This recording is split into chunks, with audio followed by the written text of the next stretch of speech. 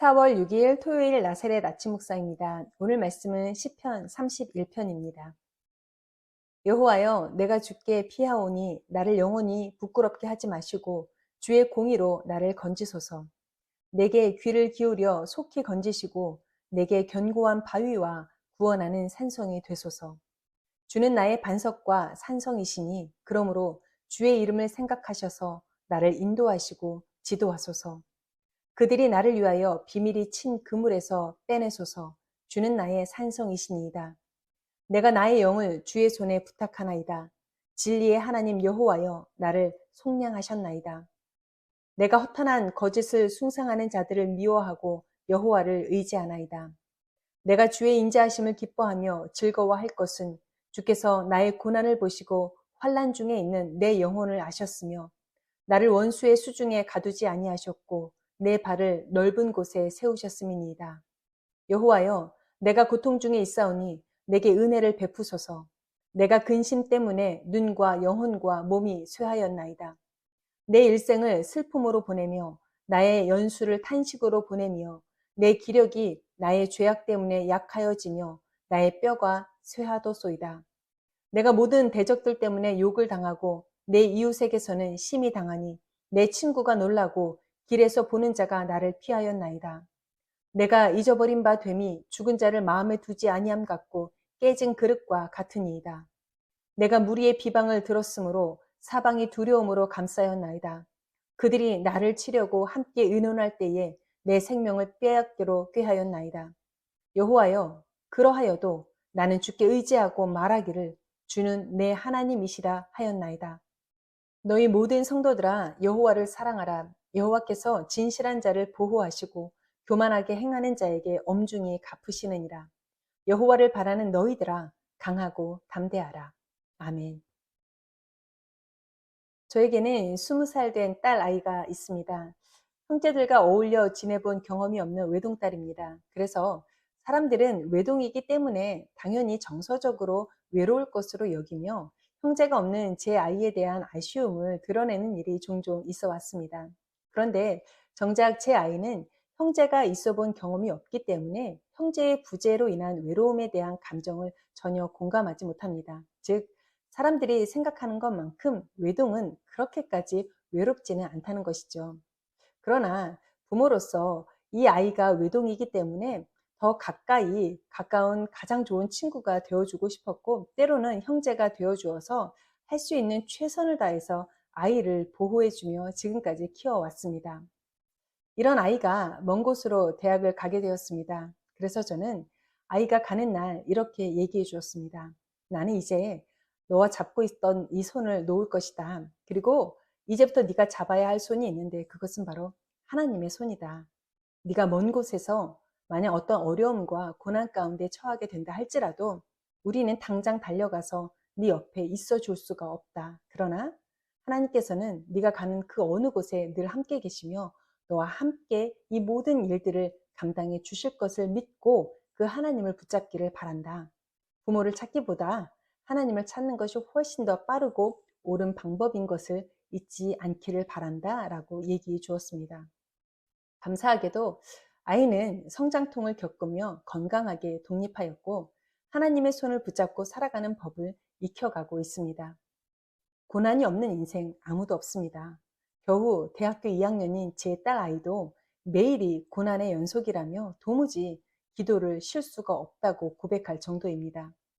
고난은 누구와 비교할 것도 없이 지금 나에게 닥친 내 고난이 우주에서 가장 큰 고난이죠. 남의 중병이 내 곱불만도 못하다는 말, 우리는 너무나도 공감하며 살아가고 있습니다. 중요한 것은 누구에게나 찾아오는 고난과 역경이지만 이것을 우리는 어떤 자세로 맞이해야 하는가에 있습니다.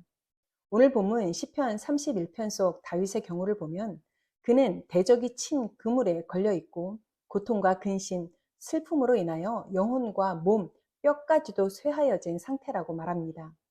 사람들은 다윗을 죽은 자처럼 무시하고 험한 비방은 물론이며 살해를 계획하는 자들로 극심한 불안에 시달리고 있는 자신의 처지를 토해내고 있는 것을 볼 수 있습니다. 물론 다윗의 고난이 오늘 내 곧불보다 못하죠. 다윗의 탄식이 오늘 내가 겪고 있는 고난의 절규보다도 못합니다.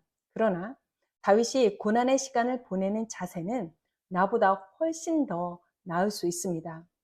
그는 고난의 시간에 자신의 신세를 한탄만 한 것이 아니라 하나님께 대한 절대적인 신앙을 더욱 고백했습니다. 그가 지금 있어야 할 자리, 지금 붙잡아야 할 손이 하나님밖에 없음을 고백하며 자신의 신앙의 자리를 더욱더 견고하게 지켜 나가는 것을 볼 수 있습니다. 1절을 보니 그는 내가 주께 피합니다. 3절에서는 주는 나의 반석과 산성이십니다. 그리고 14절에서 이렇게 고백합니다.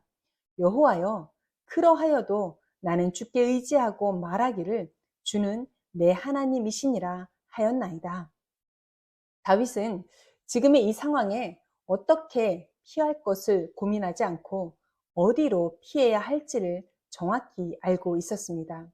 사람과 환경과 물질과 인맥 의지하지 않고 오직 하나님께 피하는 것이 가장 안전하다는 것을 알고 오직 그 하나님만 신뢰했습니다. 그리고 아직 아무것도 해결되지 않았지만 여전히 고난 속에 있지만 하나님께서 반드시 회복과 구원을 이루실 것을 확신하며 영광의 찬양을 올려드렸습니다. 하나님을 높이고 하나님을 찬양한 고난의 선배님 다윗께서 오늘 우리에게 이렇게 촉구하죠. 너희 모든 성도들아 여호와를 사랑하라. 여호와께서 진실한 자를 보호하시고 교만하게 행하는 자에게 엄중히 갚으시느니라. 여호와를 바라는 너희들아 강하고 담대하라. 오늘 하나님 앞에서 우리의 고백이 날마다 고난에 대한 한탄과 원망과 억울함으로 점철되어 있다면 이제는 이러한 절망의 고백을 멈출 수 있기를 바랍니다. 오히려 이럴 때일수록 더욱더 하나님을 높이고 찬양하는 것으로 고난을 대하는 자세에 대한 방향을 바꿀 수 있기를 바랍니다. 하나님께서 찬양 가운데 이루실 회복을 기대할 수 있기를 바랍니다. 찬양할 때에 고난을 감당할 수 있는 힘, 고난을 이겨낼 수 있는 힘, 고난과 맞서 싸울 수 있는 힘을 주시는 줄로 믿습니다. 또한 고난을 가볍게 여기는 힘이 우리 가운데 주어질 것입니다. 그리고 고난이 더 이상 고난이 아닌 것을 경험하게 되는 은혜가 우리 가운데 임하게 될 줄 믿습니다. 오늘도 하나님의 손을 붙잡고 환난 중에도 찬양할 줄 아는 성숙한 믿음의 사람으로서 당신은 도대체 어떻게 이 상황에도 하나님을 찬양할 수 있습니까? 라고 세상이 우리에게 질문하도록 만드는 거룩한 날이 될 수 있기를 주님의 이름으로 부탁을 드립니다. 기도하겠습니다. 하나님, 고난이 우리의 삶을 지배하게 될지라도 우리는 오히려 하나님을 높이고 찬양하는 것으로 이 고난을 이길 수 있는 성숙한 믿음의 사람이 되게 하여 주옵소서. 다윗의 고백이 오늘 우리의 고백이 되어 하나님께서 함께 하시는 믿음의 삶으로 모든 고난의 자리를 털고 일어날 수 있도록 하나님 도와 주옵소서. 감사드리며 거룩하신 예수님의 이름으로 기도합니다. 아멘.